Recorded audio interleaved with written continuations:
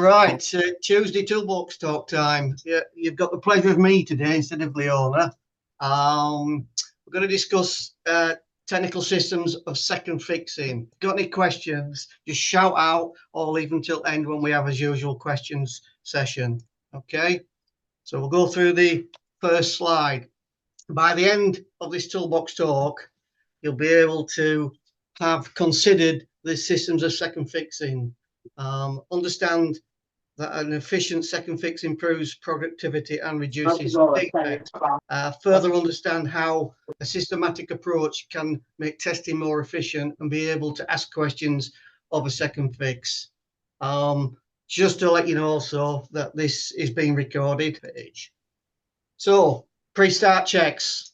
Before you start, you've got to do certain things. So confirm first fix is complete. So make sure you've got all your cables in, all circuits are wired, etc. Have a wander around the plot, look at the drawings, look at the rooms, make sure the downlights are installed and anything like that. Daz, Dad, just make sure nothing's been plastered over. Yeah, you hear that, everybody? Warren says make sure nothing's been plastered over. So the way you do that is you obviously get a look at the drawings. If a room shows on your drawing 6 downlights, make sure there's 6 downlights visible. Similarly with sockets, if there's 3 in a room, make sure you can see 3 in a room. So plan is to look at your drawings basically.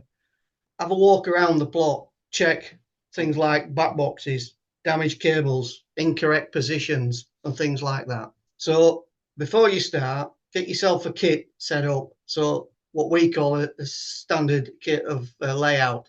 Work from a consistent kit for every plot.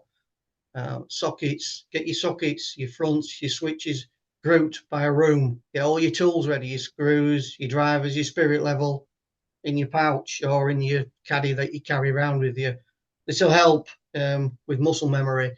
When you do things several times, it becomes natural a thing to do. Always work in the same order to avoid doubling back. So what we suggest is start at in a typical floor such as loft first, if there's any works up there, then move into the bedrooms, then the bathroom, then the landing, move down to the ground floor, go around the ground floor rooms, and then into the kitchen. Now, I understand that this isn't possible in every installation. You might have to tweak things slightly, but if you have a standard set procedure, this would reduce waste and it stop you missing bits and pieces as well. So you always know that you start up with the loft, move into a bedroom, to a bathroom, landing, and you work your way through.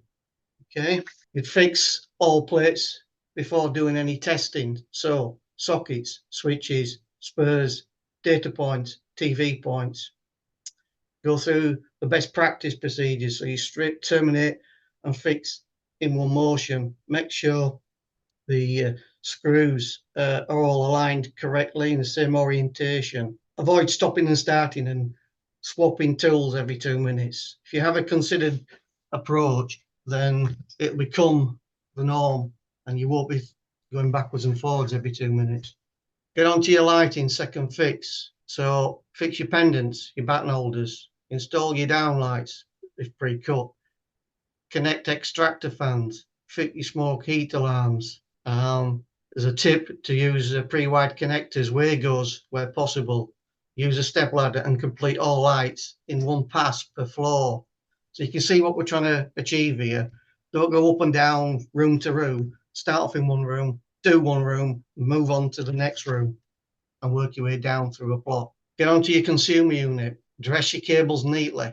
This saves time during testing. So you can easily, if you've got any problems, you can see where your cables are. They're not all muddled up in a spider's nest of a mess. Pick your breakers and your RCBOs. Terminate your final circuits.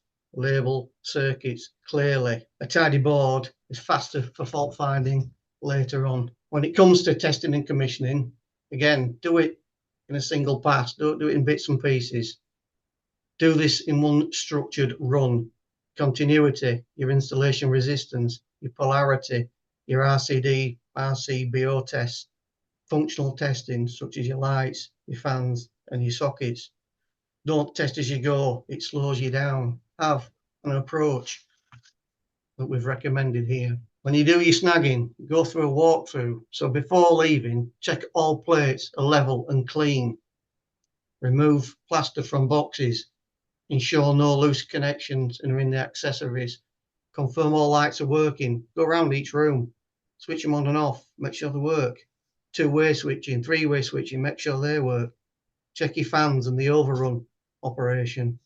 And obviously the smoke detectors, check with the power off. This avoids customer care callbacks. It might seem strange to check things like sockets level and what have you, but silly little things.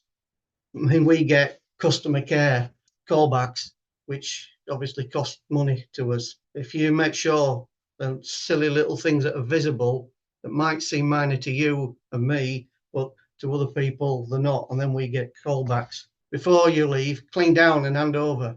Tidy any boxes and cable clippings. Dispose in appropriate skips. Don't leave stuff on the floor. You won't believe the amount of time we've had foremen ringing up saying, your lads have left this on the floor, they've left that on the floor, they've not tidied up. You know, it's now becoming a practice that they'll start charging us for this sort of stuff, which you know, we want to avoid. So just tidy up, wipe your plates down, hoover debris if it's needed, leave the installation in a show home ready, just like you'd like to have. You know, if you were buying a house, you walk in, you wouldn't expect bits of crap everywhere, would you? To put it bluntly. So some efficiency tips here. Batch test similar sockets. So make sure all your lights and your sockets are from the same manufacturer. Sometimes deliveries might end up with different manufacturers' sockets being delivered and what have you. So just check when you get your kit together to start that you've got the same equipment, same manufactured equipment and what have you. Use cordless. Impact drivers saves time, but be careful with impact drivers because sometimes they can cause a bit of damage. Minimize trips to the van. So get yourself a kit together, take it with you in a bag or a box or whatever, and you're not running backwards and forwards to the van. So examples of time-saving flow. Do a room by room approach. So start in the loft. If there's something in the loft, go into the bedrooms, do the left bedroom. So your lights, the sockets, anything else you've got in there. This alone can save a lot of time. You know, it's been reported that 20% to 30% of your install time can be saved if you have this considered approach rather than running back to your van to get this because you forgot it. Put everything together in a kit. Think about what you're doing before you actually start doing the work. Get your kit, your tools, what you need, drag them into the room, do the work that's needed. Morning, everybody. Before you move on, before Daz moves on, we use notification. The last slide we just talked about room by room versus whole house sockets. Just can you just give us an idea of what currently people do? Do you do room by room or do you do all the sockets in the house? What's general opinion out there? I normally do room by room. Thanks, Des. Room by room. Room by room. Oh, that would. Thanks, Kev. Any other takers? Depends if I'm working by myself or with someone. If I'm with someone, we tend to split. They do sockets, I do lights, but by myself, I do room by room. Okay, that's really interesting. Okay, so generally people do room by room. So I think when Daz has had a look online at kind of efficiencies for installation, it's recommended that we do whole house. But I think in general terms, this is what Daz and Warren have been talking about in the office, that it seems logical to do room by room because you can almost you can kind of measure what you've done and move on to the next thing. So I think it's useful to know that there's differences out there, but in terms of how we want to standardize for M&G, on the whole, a room by room kind of leans into that systematic approach. So thank you for that. Just before I leave Daz to do his notifications, I've just noticed there's a couple of people, again, just with iPhone. Could you just pop your name in the chat box? And if anybody is sharing a phone, and then so therefore their name won't be listed. If you could just put your name in the chat as well, and the register's been shared, so please sign that. And I'll hand you back to Daz. Thank you, everyone.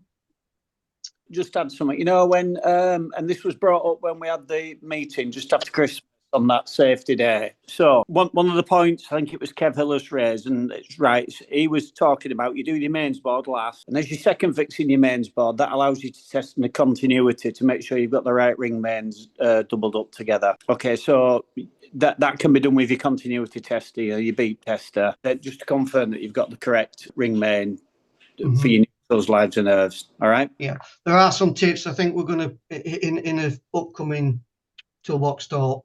There's going to be some more tips on sort of fault finding and what have you.